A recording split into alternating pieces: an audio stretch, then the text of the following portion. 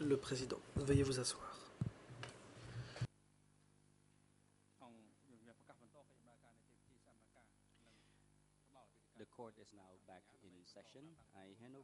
Reprise de l'audience. La parole est à l'accusation. Je vous en prie. Merci beaucoup, Monsieur le Président. Monsieur M.N., nous parlions de la session d'études politiques à Borei-Kela et de ce que disait Pol Pot lors de la journée d'ouverture de la session à laquelle vous avez participé. Et nous avions parlé donc des amis et des ennemis qu'il fallait distinguer, même s'il s'agissait de frères et de sœurs ou de parents. Selon Pol Pot et les autres dirigeants à la formation, qui avait le droit de déterminer qui était un ami ou un ennemi? Est-ce que n'importe quel cadre du parti pouvait faire cette distinction et décider qui était un ami ou un ennemi, ou bien est-ce que c'était les cadres supérieurs ou l'ANCAR qui devaient prendre cette décision?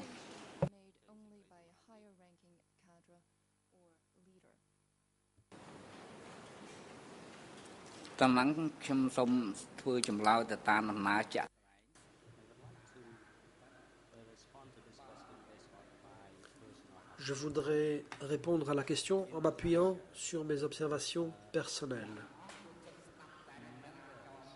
En résumé,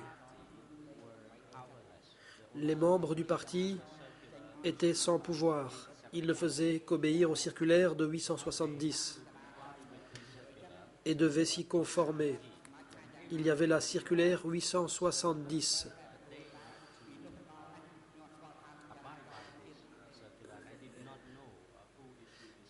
Et je ne sais pas qui publiait cette circulaire, je ne sais pas pourquoi les gens devaient s'y conformer à ce point.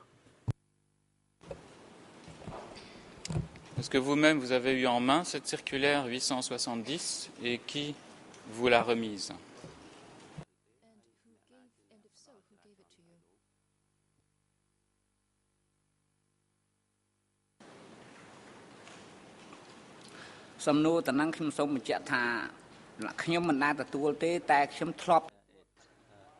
Laissez-moi préciser que je n'ai jamais reçu cette circulaire, mais elle m'a influencé. Cette circulaire était censée s'appliquer à différents endroits. Par exemple, si on était à un niveau du village, du ministère ou de la coopérative, eh bien, la circulaire devait être mise en œuvre strictement. Est-ce que cette circulaire déterminait qui avait le droit d'arrêter un ennemi ou de l'éliminer?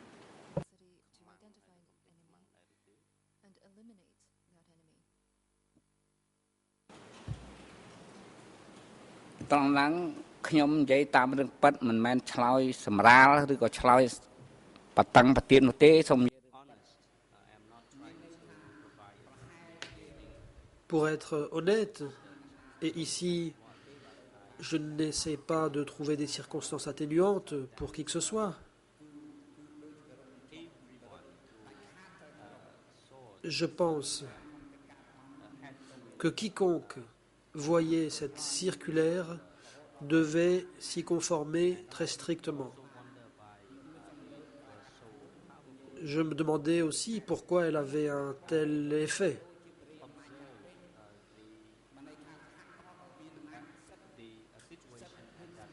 J'ai observé la situation à l'époque.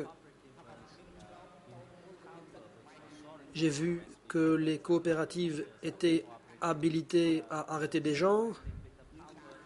Par exemple, les chefs des coopératives étaient habilités à arrêter et à tuer. Mais si vous me demandez qui a émis cette circulaire ou cet ordre, je n'en sais rien, mais en tout cas, les gens devaient respecter très strictement cette circulaire.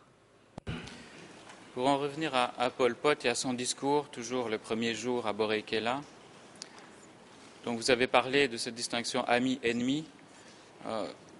est-ce qu'il a fait une distinction entre ennemis de l'intérieur et ennemis extérieurs?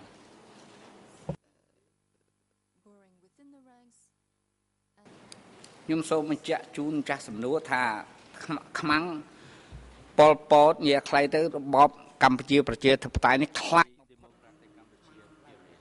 la période du Kampuchea démocratique, Pol Pot et les autres étaient très vigilants par rapport à l'ennemi qui rongeait de l'intérieur. Ils disaient qu'on pouvait facilement déceler les ennemis de l'extérieur, mais que par contre, les ennemis de l'intérieur, qui rongeaient de l'intérieur, étaient invisibles et donc très dangereux. Raison pour laquelle ils ne faisaient pas confiance aux gens. La méfiance régnait. Tout le monde devait être prudent et vigilant en permanence. À l'époque, quiconque présentait des contradictions au sein de sa coopérative ou de sa communauté était en péril et risquait d'être éliminé. Merci. Vous avez attribué à Pol Pot les mots « anéantir les ennemis » et aujourd'hui vous avez parlé du fait qu'il fallait les éliminer. Pouvez-vous préciser concrètement qu'est-ce que cela voulait dire dans la bouche des dirigeants du PCK, anéantir les ennemis ou les éliminer?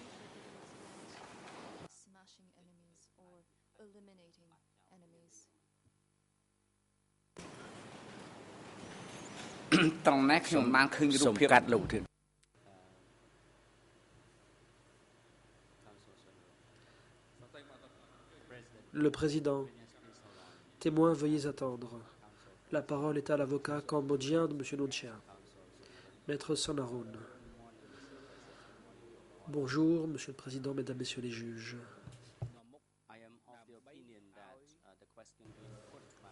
À mon avis, c'est une question orientée.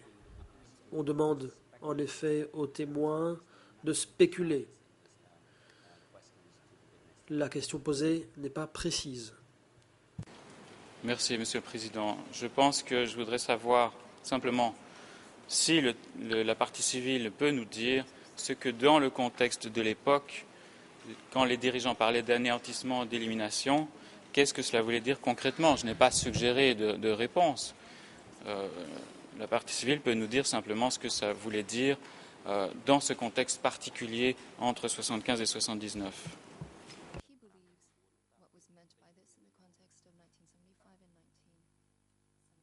Le président. L'objection est rejetée. La Chambre souhaite entendre la réponse de la partie civile. Le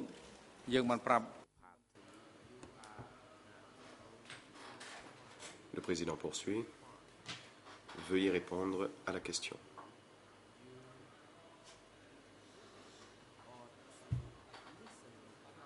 En tant que partie civile, vous devez écouter les questions qui vous sont posées avec attention et si vous pouvez répondre, veuillez, je vous prie, répondre aussi avec autant de... Ou plutôt, si vous pouvez répondre simplement par oui ou par non, faites-le. Veuillez, je vous prie, éviter de faire des spéculations ou de répondre à des questions dont vous ne pensez pas être en mesure de donner une réponse exacte. Veuillez, je vous prie, parler de ce que vous avez vu, de ce que vous avez vécu et éviter les suppositions. Si vous spéculez, cela réduira la valeur de votre déposition. Donc, veuillez répondre à la question sur le terme écrasé, d'après vos connaissances. Veuillez nous dire ce que signifie écraser ou anéantir. Réponse.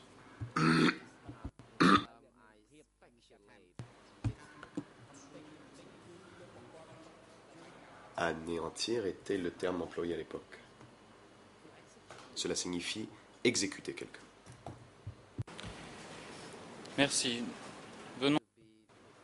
Et donc, à emmener la personne pour l'anéantir signifie l'exécuter. Merci. Je voudrais en venir maintenant au discours prononcé par M. Nunchia. Vous avez dit le 23 août dernier qu'à la fin du discours de Pol Pot, Nunchia avait repris certains mots de Pol Pot avant d'entamer son propre discours. Alors, est-ce que Nunchia a également parlé du grand bond en avant et des ennemis qu'il fallait anéantir?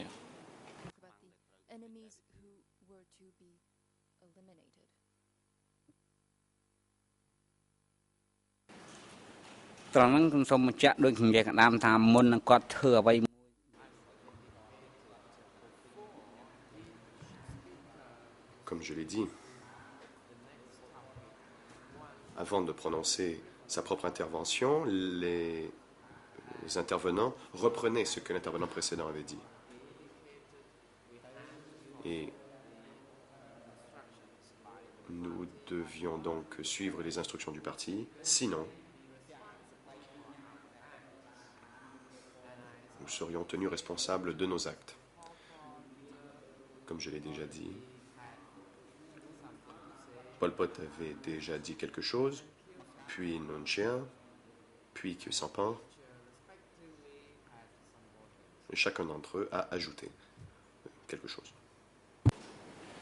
Est-ce que cela signifie que vous n'avez pas remarqué quoi que ce soit dans le discours de Nunchia qui pouvait montrer qu'il était en désaccord avec Pol Pot?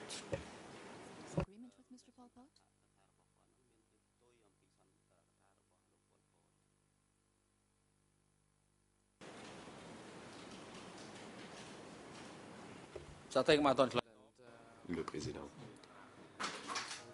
Veuillez attendre avant de répondre. La défense de Nunchia demande la parole. Allez-y. Maître Pao. Merci, Monsieur le Président. Il s'agit d'une question orientée. Le témoin n'a jamais rien dit de la sorte. Si le procureur pouvait reformuler sa question, je vous prie. Merci. Je vais reformuler pour gagner du temps, Monsieur le Président. Est-ce que vous avez remarqué quoi que ce soit dans le discours de Nunchia de nature à montrer que Nunchia n'était pas d'accord avec le discours de Pol Pot sur le grand bond en avant et sur les ennemis?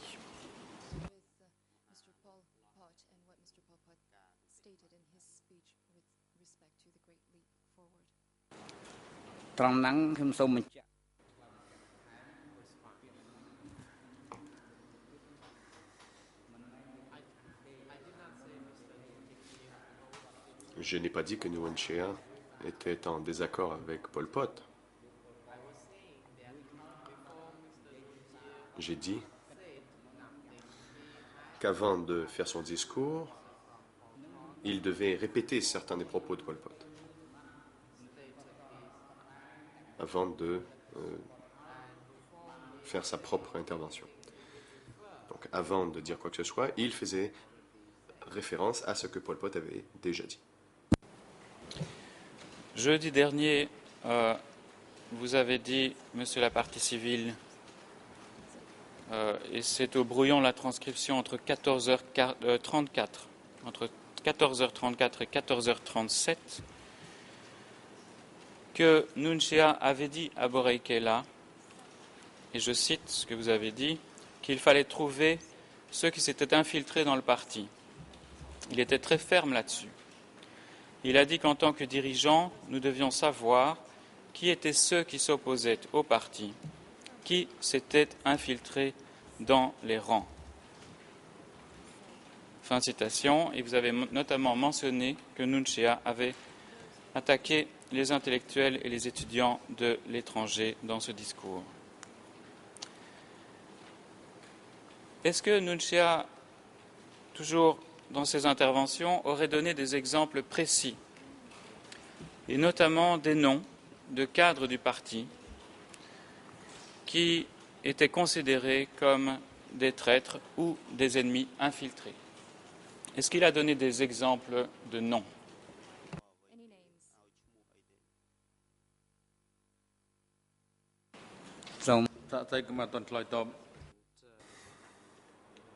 Le président. Veuillez attendre, je vous prie. La défense de Nguyen demande la parole. Maître Parent. Je pense que la transcription démontre que la question est répétitive. À la page 82 du projet de transcription, on peut retrouver exactement la même question. Est-ce que Nguyen a déjà expliqué qui pouvait être catégorisé comme infiltrant le parti? Puis la partie civile a déjà répondu à cette question. Donc la question a déjà été posée par les avocats des partis civils et il faudrait passer à une autre série de questions. Si je peux réagir, Monsieur le Président, cette question concernant des noms précis n'a pas été posée. Il a été demandé quels étaient le type de personnes qui pouvaient être considérées comme des ennemis, mais pas de savoir si des noms avaient été donnés par Nguyen dans ce discours. La question est simple et elle peut amener une réponse très simple, oui ou non. C'est tout ce que je voudrais faire, Monsieur le Président.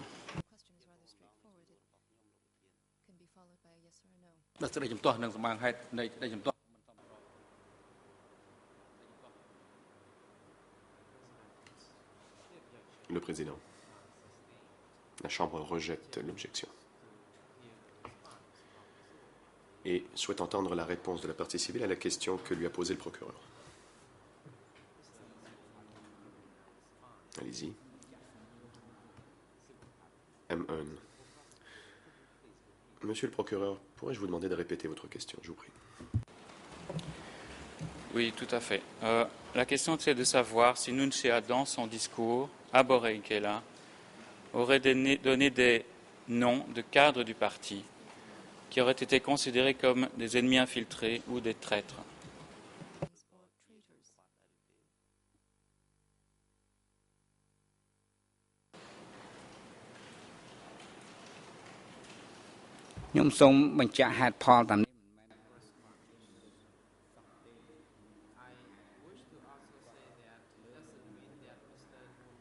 J'aimerais ajouter que cela ne veut pas dire que Nguyen n'a pas donné de nom lors de la réunion. Il a dit qu'il ne fallait pas suivre l'exemple de Koitoun car il avait trahi le parti.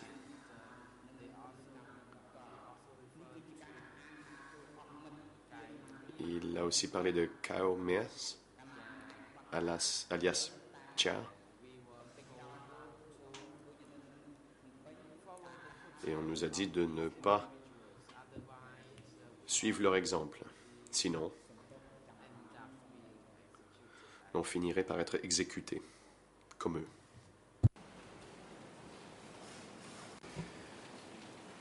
Est-ce qu'il a juste donné ces deux noms ou bien a-t-il utilisé des documents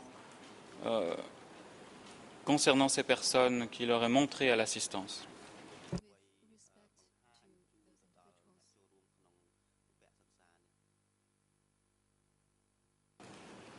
Il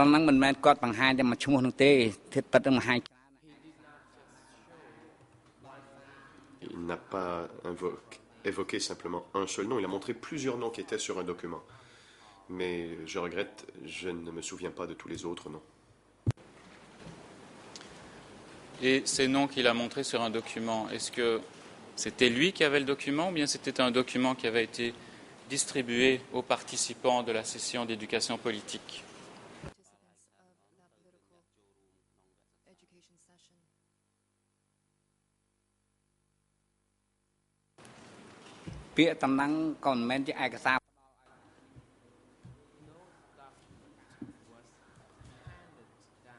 Aucun document n'a été circulé parmi les participants. Il était assis, prononçait son discours, et dans le cadre de son intervention, il évoquait certains noms, comme je l'ai dit. Est-ce qu'il vous a dit qui était ce Koitoun et qui était ce Keomis auquel il a fait référence dans ce discours?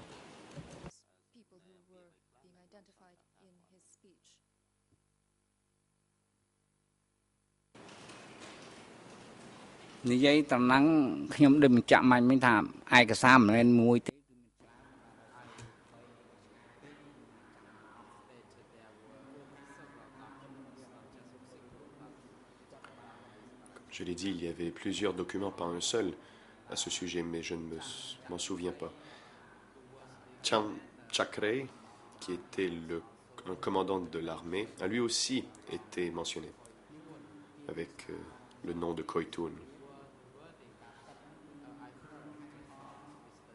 Voilà ce que j'ai entendu Nunchea dire lors de cette séance.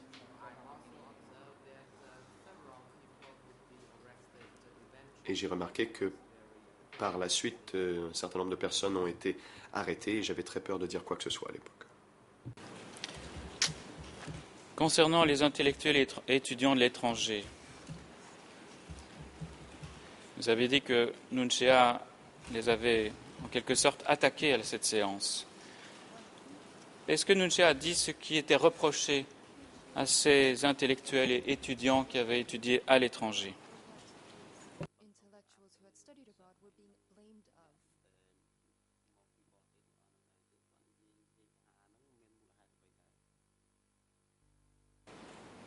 Le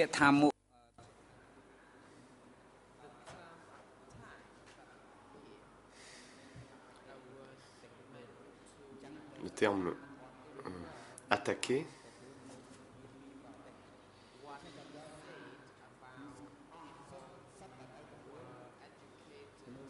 sert à décrire ce qu'il a dit à propos de ceux qui avaient étudié à l'étranger ou qui avaient reçu une doctrine étrangère. Et ces personnes pouvaient représenter un risque à la révolution, à sa révolution.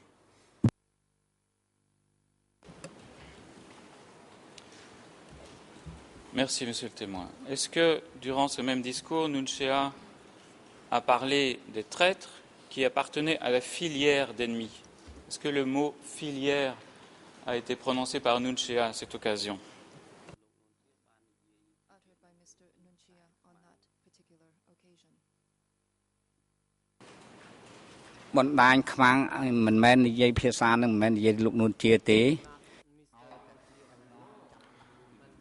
Nunchea n'était pas le seul à parler des filières.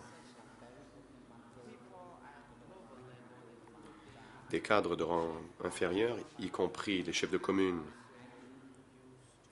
utilisaient le terme filière. Et l'utilisaient souvent.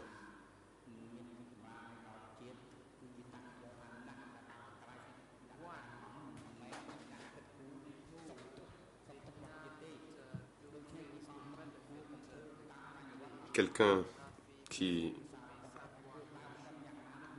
ne travaillait pas à l'avantage du pays n'était pas quelqu'un dont on devait suivre le modèle. Il fallait prendre pour modèle seuls ceux qui agissaient de façon avantageuse pour le pays. C'était la terminologie employée. Est-ce que vous avez entendu Nunchea dans son discours, ou peut-être d'autres dirigeants du parti, et lorsqu'il a parlé de Koitun, Keomea et Chan Chakray, est-ce qu'il a évoqué l'existence de réseaux d'espionnage?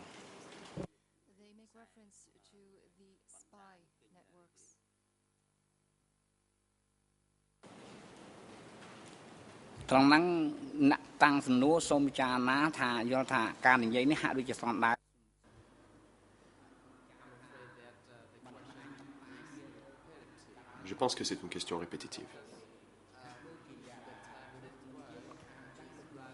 Le terme filière ou réseau est assez large. C'est le terme que l'on a employé.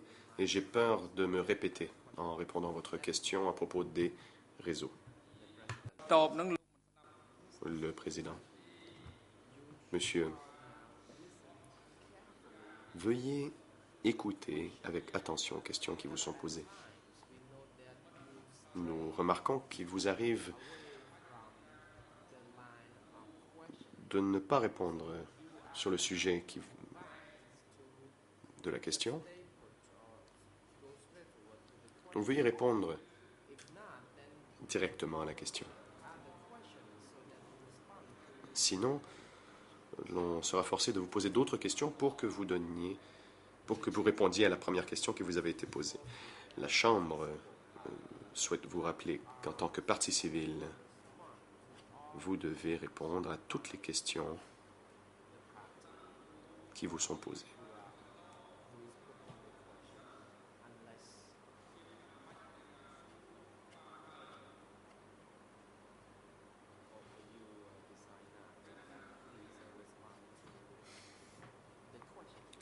Veuillez répondre à la question qui vous est posée.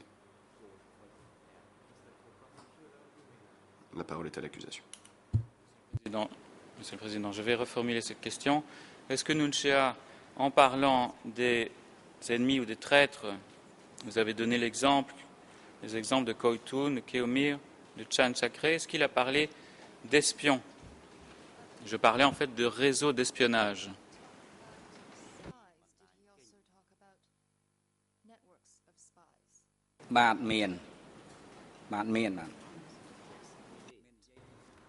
Oui, il a parlé des réseaux d'espions. Vous pouvez y aller. Est-ce qu'il a dit quels étaient les réseaux d'espions qui étaient actifs au Kampuchea démocratique à ce moment-là? De quel pays venaient-ils?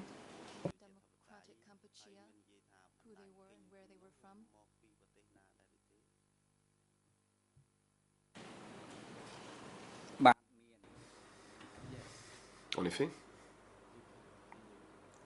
vous pouvez poursuivre. Je vais simplement répondre oui.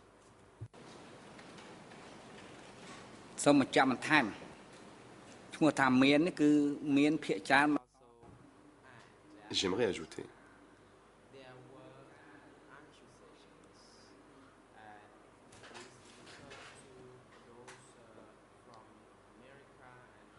qu'il y a eu des accusations. Il a fait référence aux États-Unis et aux Soviétiques. Merci. Est-ce que vous-même vous souvenez des noms qui étaient donnés à ces réseaux d'espionnage américains ou soviétiques? Comment on les désignait sous le Kampuchea démocratique?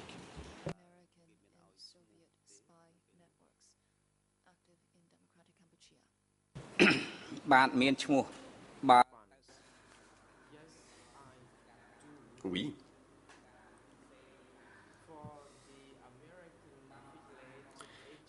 Ceux qui étaient associés aux États-Unis, on les appelait CIA. Et pour ce qui est des Russes, on les appelait KGB, ou agents du KGB. Il y avait aussi les Yun, les agents des agresseurs Yun, comme les Khmers rouges le disaient. Lorsque vous avez entendu Nunchia parler des personnes infiltrées, citer des noms et évoquer les traîtres, quelle a été votre réaction lorsque vous l'avez entendu dire tout cela? Comment avez-vous réagi? Est-ce que vous avez pris peur?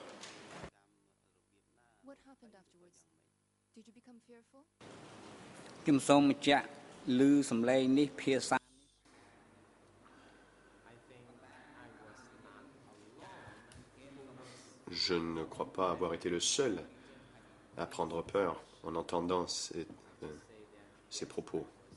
Je dirais donc que oui, j'avais peur. Merci. Je vais maintenant venir aux interventions de M. Kyu Sampan. Et j'aurai la même question. Est-ce que vous avez remarqué dans ce que Kyu Sampan vous a dit des éléments qui auraient pu montrer qu'il n'était pas d'accord avec ce qu'avaient dit Pol Pot et Nunchia auparavant?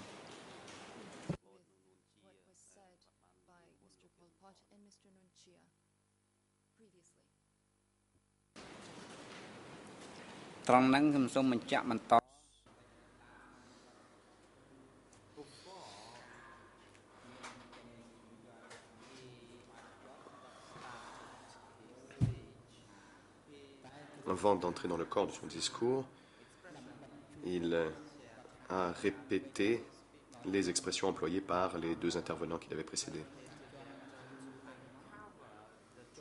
Et il a dit que pour découvrir qui étaient les traîtres à la Révolution et les ennemis infiltrés,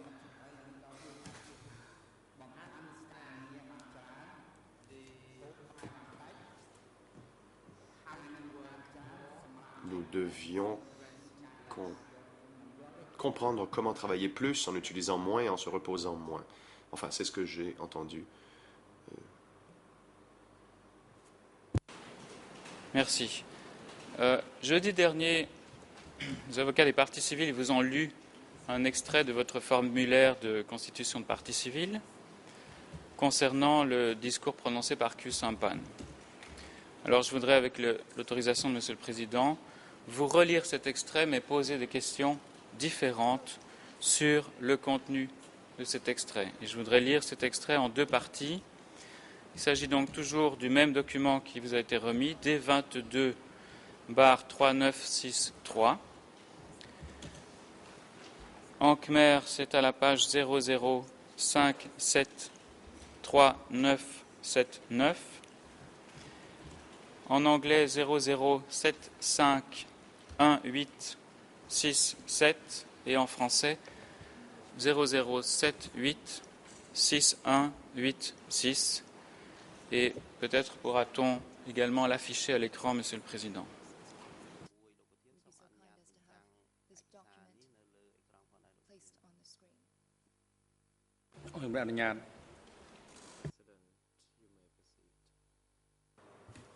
Oui, allez-y.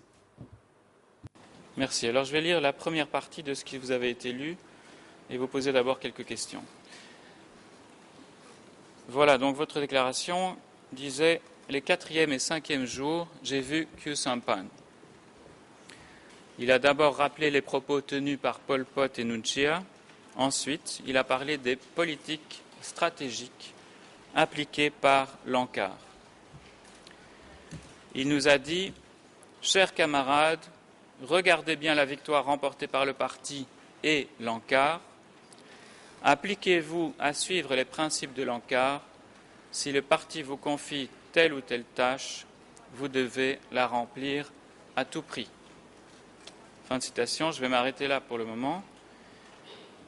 La première question porte sur les politiques stratégiques de l'ANCAR. Est-ce que vous pourriez expliquer ce que signifiaient à l'époque ces termes politiques stratégiques de l'ANCAR et si Khieu Samphan vous a parlé de certaines de ces politiques stratégiques?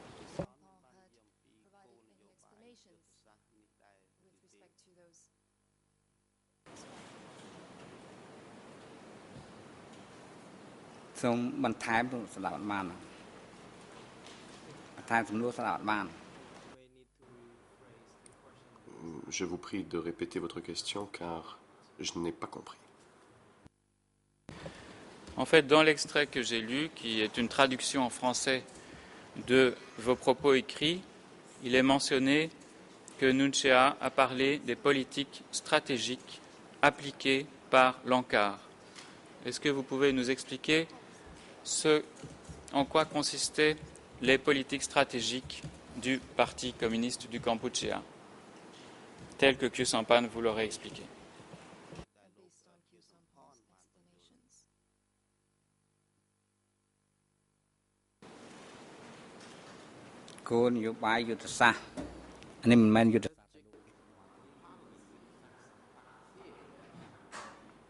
Dans ce contexte, politique stratégique, ce n'était pas simplement Khieu Samphan qui en avait parlé, c'était celle du parti. Mais en tant que représentant du Présidium de l'État, il nous a dit ce que nous devions faire et a rappelé aux étudiants que ceux qui étaient membres du parti devaient faire preuve de vigilance et de prudence, car le terme « ennemi infiltré » devait être identifié. Et donc, comme membres du parti, nous devions nous acquitter de nos tâches. Je pense qu'il me faut plus de temps pour répondre à votre question. Je demanderai donc à Monsieur le Président si je puis ajouter et élaborer un peu. Le Président. Vous devez ne répondre qu'à la question qui vous est posée. Si le procureur ou toute autre partie souhaite avoir plus de détails, ils vous poseront d'autres questions. Ne vous inquiétez pas, d'autres parties vont vous poser des questions. Donc, vous aurez la possibilité d'en dire plus. Merci, Monsieur le Président. Il y a donc dans l'extrait que j'ai lu une autre phrase sur laquelle je veux revenir. C'est une phrase que vous attribuez à Khieu Samphan qui dit « Appliquez-vous à suivre les principes de l'ANCAR. Si le parti vous confie telle ou telle tâche, vous devez la remplir à tout prix. »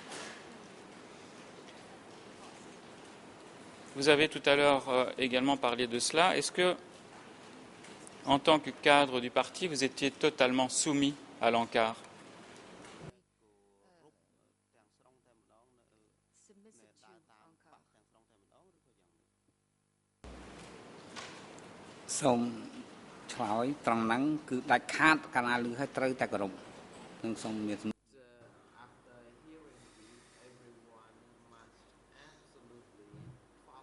En effet, après avoir entendu de telles instructions, tout le monde devait s'y conformer.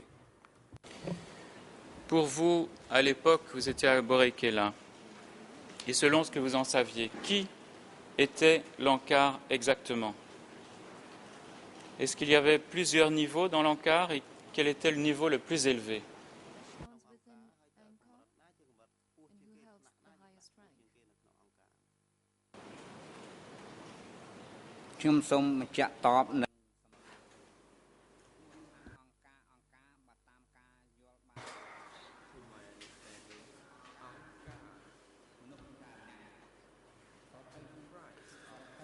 D'après ce que j'ai compris, l'ANCAR était un regroupement de plusieurs personnes. ANCAR peut faire référence à ceux qui pouvaient prendre une décision. Donc, ANCAR pouvait être un groupe de 3 personnes ou plus.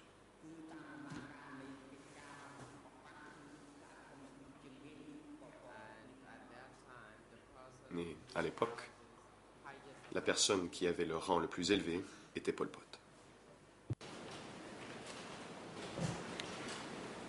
Merci. Est-ce que vous avez entendu parler, lors de cette réunion ou en dehors, du comité permanent?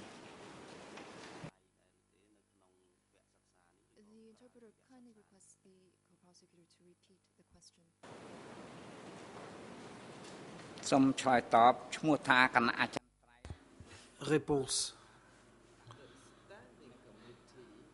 Le comité permanent, on n'entendait pas parler seulement pendant la session d'études. Je connaissais ce terme même quand j'étais dans la base.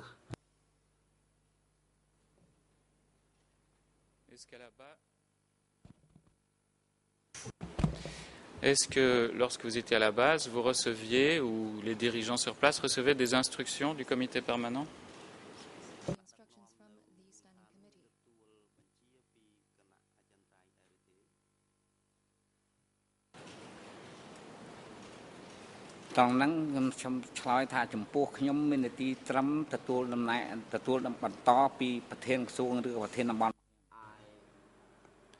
Pour ma part,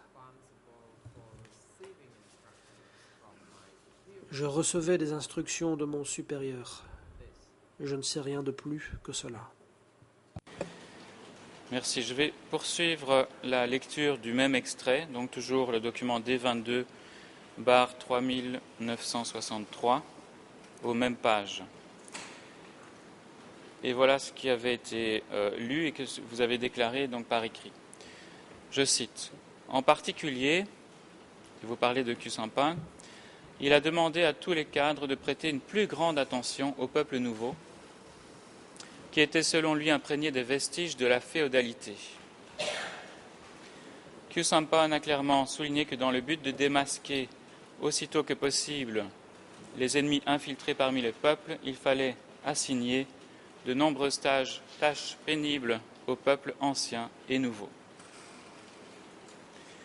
Ce faisant, les ennemis ne pouvaient plus se cacher longtemps dans nos rangs. » Et d'ajouter, « En ce qui concerne nos camarades, surtout ceux qui suivent ces cours, si l'un de vous n'entreprend pas de travailler selon les objectifs fixés, vous serez également considérés comme étant ennemis et seraient absolument éliminés. Fin de citation. Alors, lorsque Khieu Samphan a parlé du peuple nouveau comme étant imprégné de restes ou de vestiges de la féodalité, est-ce que vous pouvez nous dire ce que vous saviez de la féodalité à l'époque? Est-ce qu'on vous a expliqué ce que c'était la classe féodale?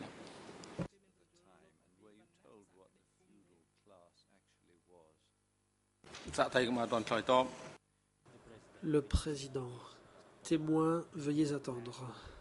La parole est à l'avocat cambodgien de Khieu Samphan, Maître Kong Som-on. Merci, Monsieur le Président.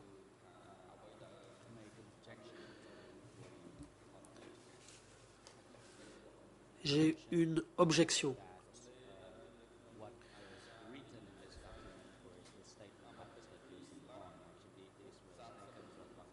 On peut se demander si ces propos ont bien été tenus par M. Khieu Samphan.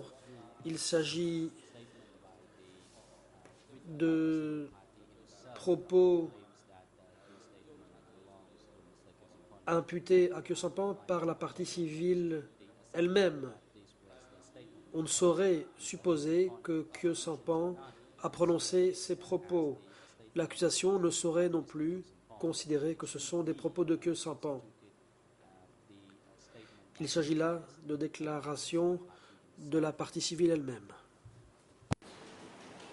C'est gentil de la part de la défense de me le rappeler, mais en fait, je n'ai donné lecture que de la déclaration de la partie civile qui a attribué certains mots à Khieu Samphan. Donc c'est bien le point de vue de la partie civile que nous écoutons aujourd'hui, puisqu'il dit avoir assisté au cours donné par Khieu Samphan à Borei-Kela. Je ne vois pas très bien quelle est la portée de l'objection, Monsieur le Président.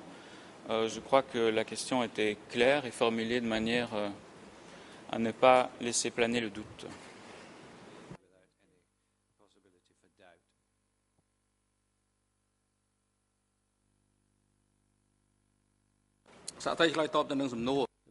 Le Président. Témoin, répondez à la question.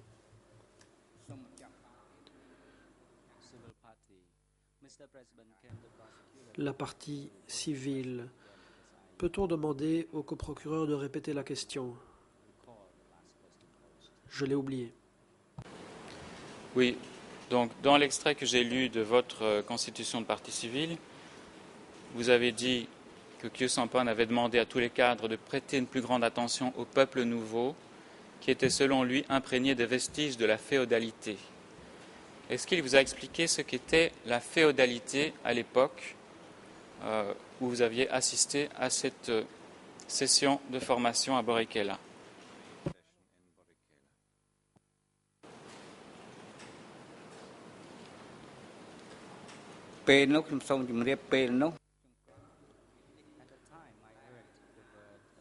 À l'époque, j'ai entendu parler de féodalité. Je n'ai pas cherché à savoir ce que cela voulait dire. Le terme de féodalité a bien sûr été mentionné dans son discours, mais je ne sais pas pour quelle raison il a employé ce terme. Au demeurant, j'ignorais ce que c'était que la féodalité. Lorsque, selon vous, Khieu Samphan a demandé à tous les cadres de prêter une plus grande attention au peuple nouveau, est-ce qu'il a expliqué ce que cela voulait dire, prêter une plus grande attention au peuple nouveau?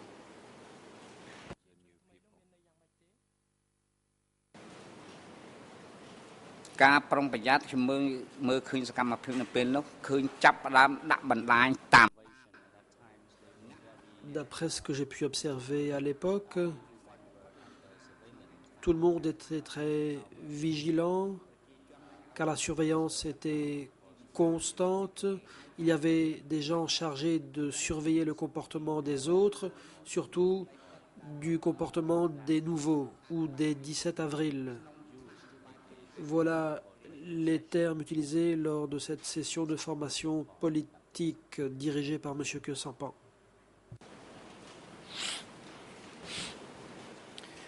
Merci. Et j'ai une question encore sur cet extrait. Et vous dites que Khieu Samphan avait affirmé, a clairement souligné que dans le but de démasquer aussitôt que possible les ennemis infiltrés parmi le peuple, il fallait assigner de nombreuses tâches pénibles au peuple ancien et nouveau. Pourquoi, selon ce que vous avez entendu Khieu Samphan dire, fallait-il donner des tâches pénibles aux gens pour les démasquer? En quoi est-ce que cela pouvait aider à les démasquer de donner des tâches pénibles?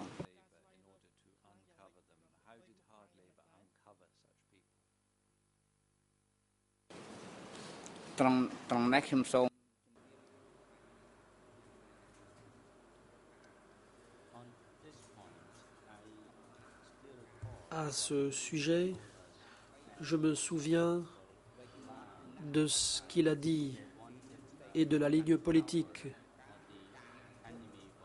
On voulait à l'époque démasquer les ennemis qui rongeaient de l'intérieur et pour ce faire, il fallait leur donner des tâches pénibles, leur donner beaucoup de travail et peu à manger, de manière à pouvoir les débusquer. C'est ce qu'il a dit au cours de la session. Moi-même, j'étais terrifié, de même que mes collègues, en entendant cela. Merci. Est-ce que, à part les thèmes qui ont déjà été couverts lors de ces questions, dont vous avez parlé du grand bond en avant, des ennemis, du peuple nouveau, est-ce que Khieu Samphan ou Nunchea auraient abordé d'autres sujets également lors de cette formation dont vous vous souvenez maintenant?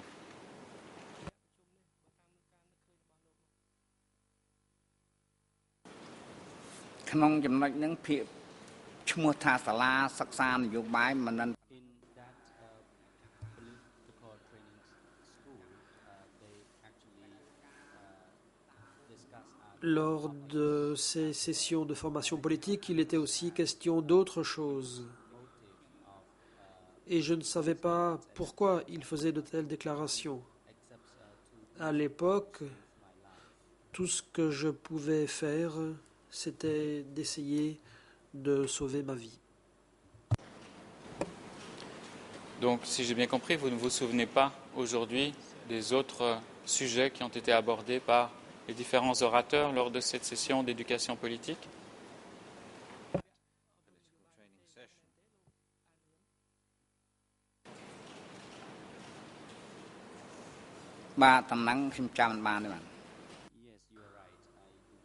Effectivement, je ne m'en souviens pas. Merci. J'ai une toute dernière question. Jeudi dernier à l'audience, vous avez cité un slogan qui était utilisé par les Khmers rouges concernant les ennemis. Et ce slogan était « À vous garder, nous ne gagnons rien. À vous perdre, nous ne perdons rien ». Est-ce que lors de la session d'études politiques à Borei-Kela, les dirigeants du Parti communiste du Kampuchea ont eux-mêmes utilisé certains slogans de ce genre-là, et pouvez-vous nous dire, si c'est le cas, lesquels?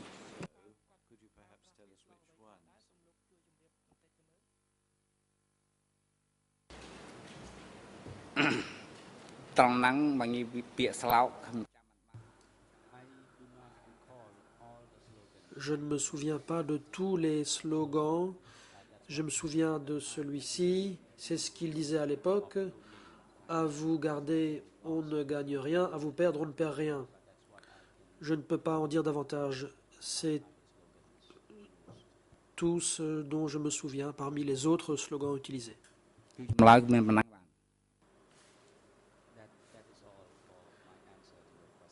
Et j'en ai terminé. Merci beaucoup, Monsieur la partie civile, pour votre temps. Monsieur le Président et Messieurs et Mesdames les juges, j'en ai terminé avec mes questions.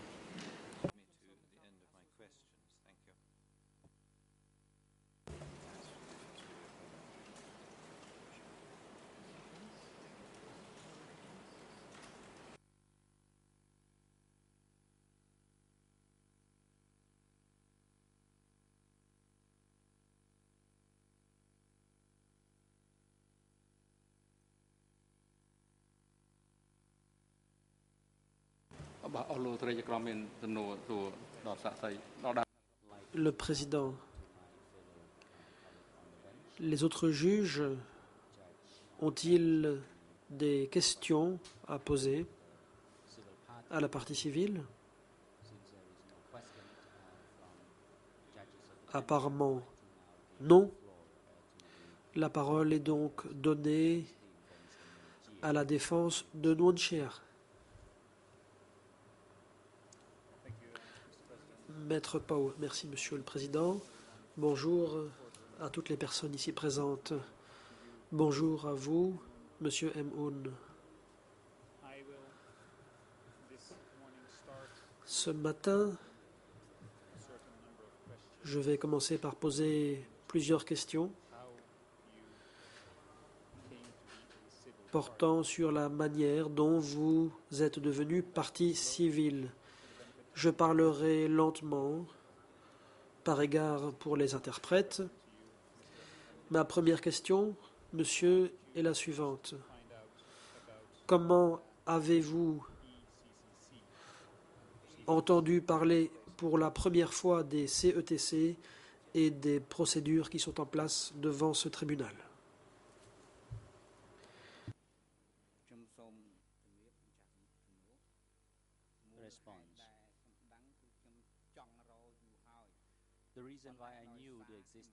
Réponse. Si j'ai appris l'existence des CETC, c'est parce que j'avais attendu longtemps. Je ne savais pas où le tribunal était situé, mais un jour, un membre de ma famille de la province de Kampong Cham m'a demandé de l'aider à trouver le bureau du DCCAM. Une fois arrivé sur place, on nous a parlé des formulaire de renseignement sur la victime. Voilà comment j'ai eu ces informations.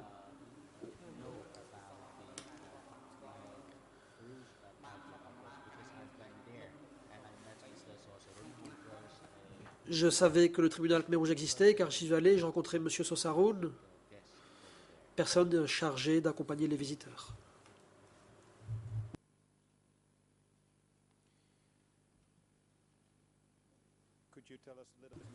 Question.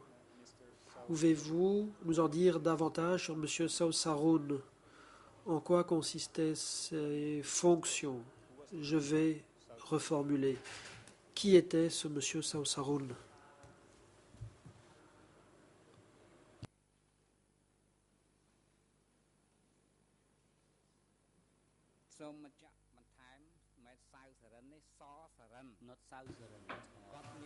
Réponse. Ce n'est pas Sao Sared, c'est So Saroun. C'était un chauffeur qui emmenait des touristes étrangers visiter le Cambodge.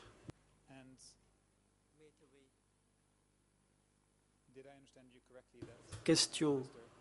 Vous ai-je bien compris? Est-ce que M. Sao Sarin travaille au DCCAM? Ou bien s'agit-il d'un problème de traduction?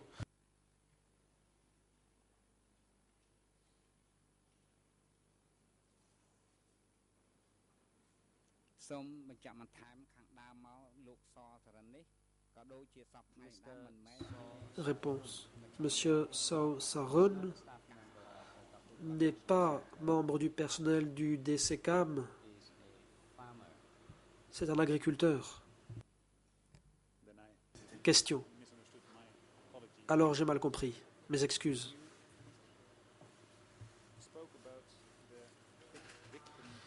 Vous avez parlé du formulaire de renseignement relatif à la victime.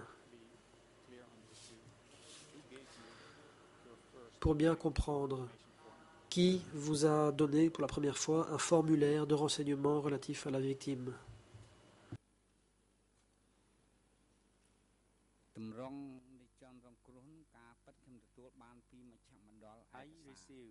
Réponse. J'ai reçu ce formulaire auprès du DCCAM. Ça a été la première fois que j'ai eu ce formulaire.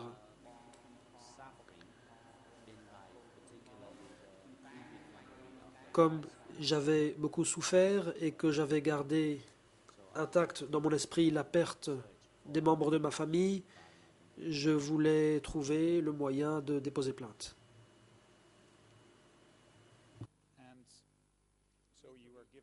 Question. On vous a donc remis un formulaire de renseignement sur la victime. Est-ce bien le premier formulaire de ce type que vous avez déposé le 25 janvier 2010?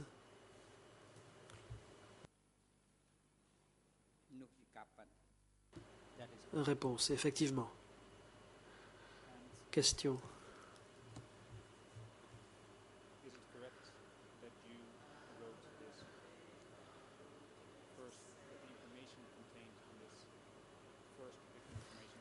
Les informations figurant dans ce premier formulaire, est-ce que c'est bien vous qui les avez faites figurer dans ce formulaire en le remplissant à la main?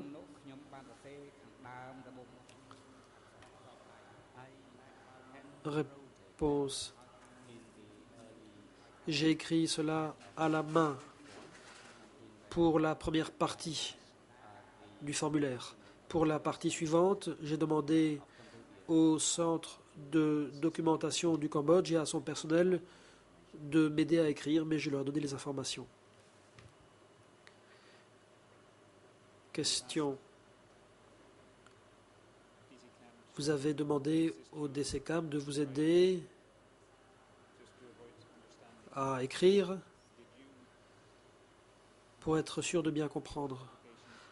Avez-vous vous-même rédigé les deux demandes ou bien avez-vous été assisté par le DCCAM pour la rédaction d'une de ces demandes?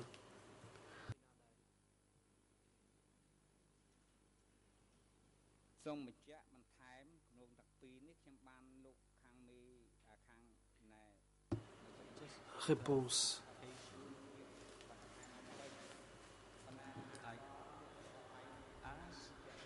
Laissez-moi préciser. Je me suis adressé au personnel du DCCAM en demandant de l'aide pour remplir le formulaire. Ça, c'est pour le deuxième formulaire. Pour le premier formulaire, c'est moi qui ai écrit. Question. Quand vous avez rempli le premier formulaire, avez-vous reçu l'aide de qui que ce soit en vue de la rédaction de ce premier formulaire?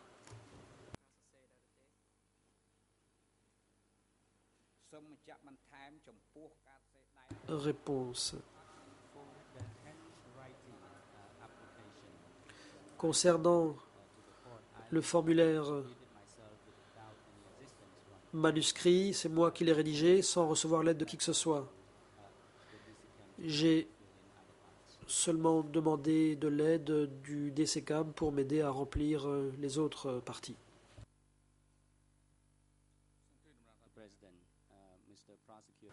Le président. La parole est au coprocureur. Merci, Monsieur le Président. Je ne voulais pas interrompre, mais on parle de premier, deuxième formulaire. On ne donne pas les numéros de référence au dossier. Il y a un document qui a déjà été remis à la partie civile, c'est D22/3963.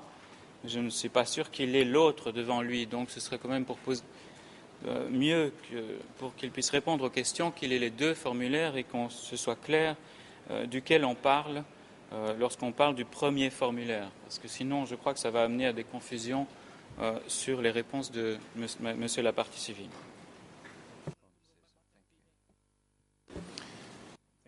La défense, merci. Merci pour cette proposition. Effectivement, la partie civile devra avoir sous les yeux les deux déclarations. Nous allons donc remettre les deux à la partie civile. Pour l'instant, je crois qu'il n'y a aucune confusion dans le chef de la partie civile. Elle a dit qu'elle avait rédigé seul le premier formulaire et le deuxième avec l'aide du DCCAM. Ma question est de nature générale.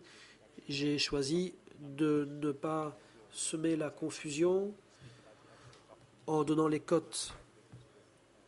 Quand je parlerai d'un document précis, je donnerai les cotes.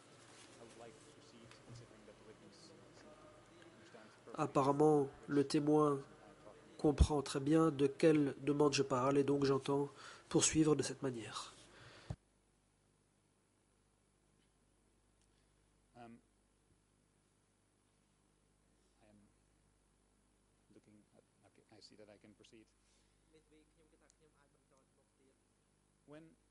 Je continue. Quand vous avez rempli le formulaire de la première demande, est-ce que M. Saosarin était présent?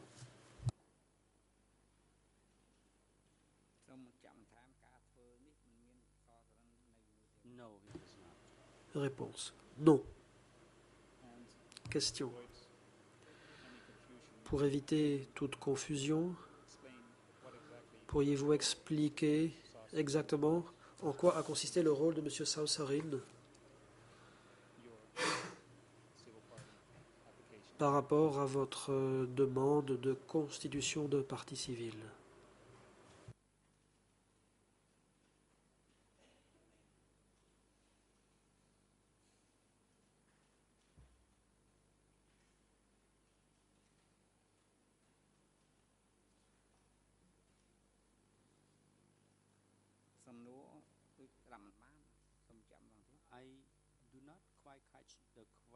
Réponse. Je n'ai pas bien saisi la question. Pouvez-vous répéter? Question.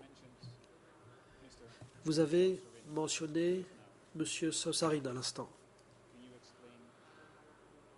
Pouvez-vous expliquer en quoi a consisté le rôle de M. Saosarin dans le cadre de votre demande de constitution de partie civile déposée devant les CETC?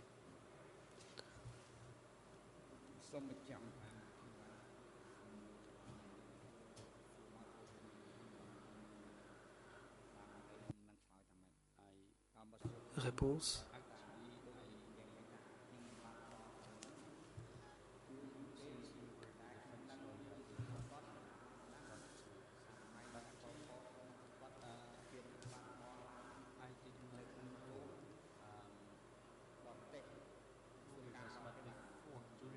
En fait, je ne sais pas qui c'était, mais pendant la période du Kampuchea démocratique, c'était un chauffeur du ministère des Affaires étrangères.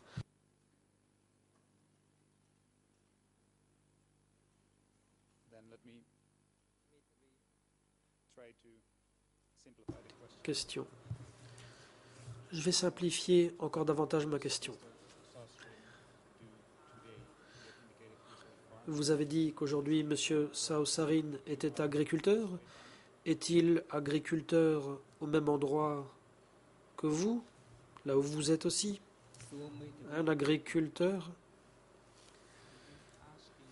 Réponse. Est-ce que vous posez la question à l'avocat ou à moi-même? Le président.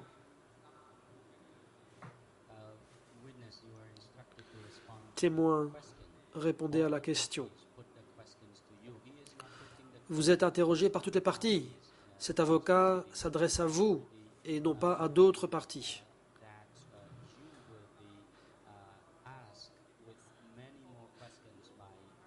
La Chambre vous a indiqué que les autres parties vous poseront un grand nombre de questions. Il vous incombe de répondre à ces questions. C'est à vous qu'elles sont posées. Veuillez répondre précisément à la question, sans digression.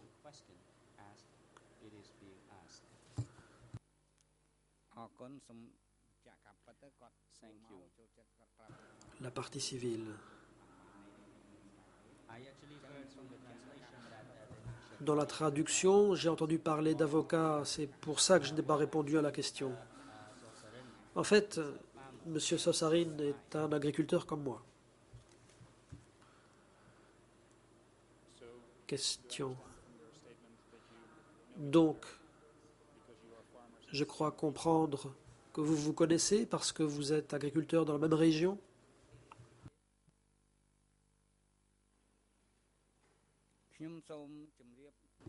Réponse.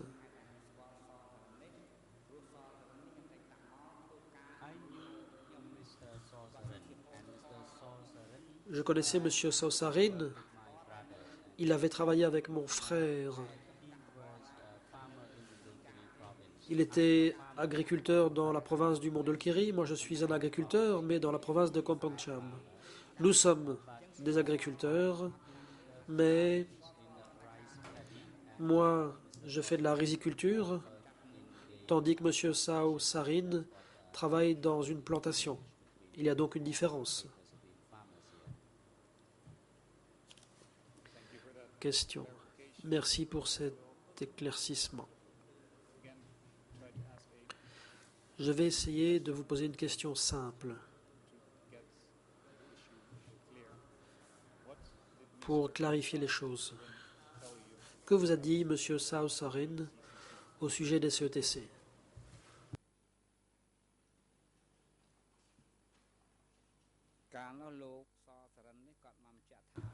Réponse. À ce moment-là, M. Sao Sarin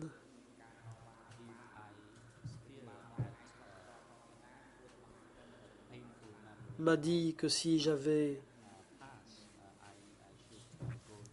des souvenirs douloureux, je devais aller au centre de documentation du Cambodge. Question. Merci, c'est une réponse claire. Avec M. Sao Sarin, avez-vous parlé des souvenirs que vous aviez gardés de l'époque du Kombucha démocratique?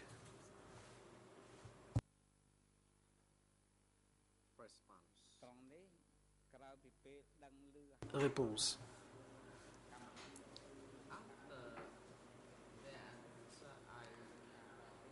Par la suite, je lui ai parlé de la procédure de dépôt de plainte parce que nous travaillons au ministère des Affaires étrangères. On m'a dit comment déposer ma demande. Voilà comment ça s'est fait.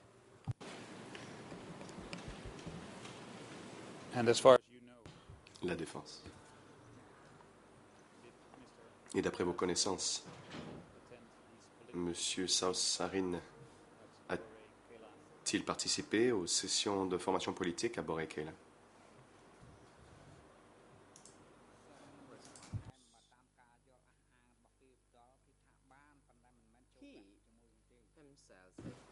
Réponse. Lui-même a dit qu'il avait participé à une séance de formation politique, mais pas la même que celle à laquelle je suis allé. Le président. Merci, maître. Et merci à la partie civile. Le moment est venu de lever l'audience pour le déjeuner.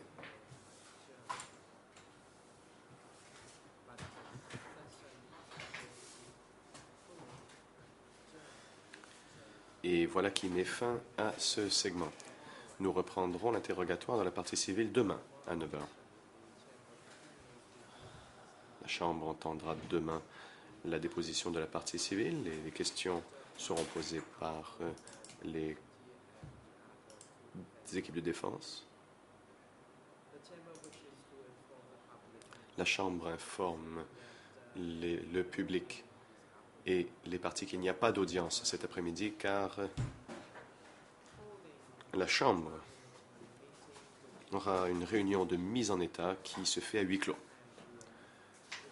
Monsieur M. Eun, votre comparution devant la Chambre n'est pas encore terminée.